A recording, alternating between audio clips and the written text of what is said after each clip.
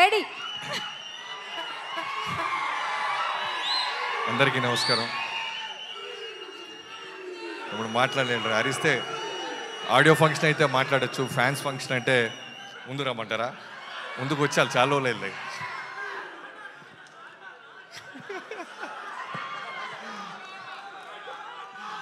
So అందరికీ నమస్కారం. ముందుగా ఫ్యాన్స్ అందరి తరపు నుంచి రామ్ చరణ్ గారికి పుట్టినరోజు శుభాకాంక్షలు. నాకు లోడ్ అయినాయి, సంక్రాంతికి లోడ్ అయినాయి, ఇంకా కంటిన్యూ అవుతున్నాయి.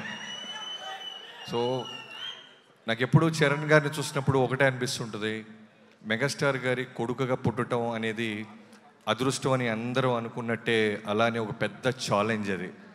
అంటే జీరో నుంచి ఒక Konidela Sivasankar Varaprasad transformation to megastar అయినంత ఎంత కష్టమో, చిరంజీవి గారి కొడుకుగా మళ్ళీ అలానే చిరంజీవి గారి స్థాయికి వెళ్ళాలన్నా, పవర్ స్టార్ గారి ఒక బాబాయ్ ఒక స్టార్ డమ్ని కాపాడుకుంటూ వెళ్ళాలన్న అదృష్టానికంటే మించిన బాధ్యత, భరోసా.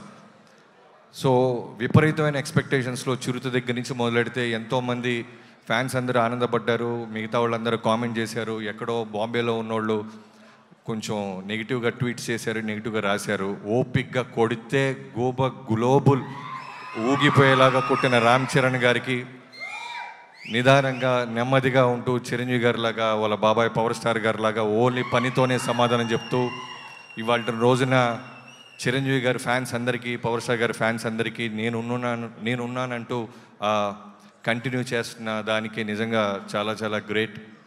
So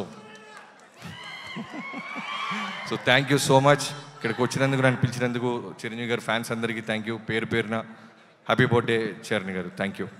thank you Bobby sir, thank you. Time sir, మీ చేతుల మీదుగా మన సింగర్ జాన్ గారు ఖమ్మం నుంచి వచ్చారు. ఆయనకు ఒక చిన్న మొమెంటో